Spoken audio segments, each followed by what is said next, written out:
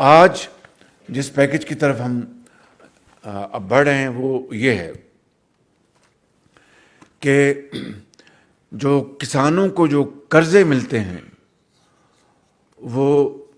جو رواں سال میں 1800 ارب روپے کے قرضہ جات کسانوں کو دیے جائیں گے، اور یہ رقم جو ہے وہ پچھلے سال کے مقابلے میں 400 ارب روپے زیادہ ہے۔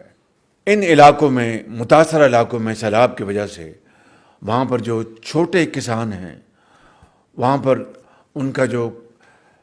قرضے تھے مارک اپ قرضوں کے اوپر، ان کو ویو کیا جا رہا ہے۔ اس کے لیے 10 ارب 60 کروڑ روپے اس کے لیے مختص کیے گئے ہیں۔ اسی طریقے سے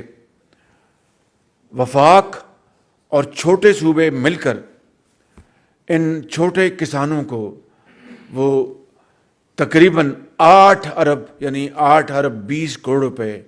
وہ ان کو مہیا کیے جائیں گے ان متاثرہ علاقوں میں جو سیلاب کے جو چھوٹے کسان ہیں۔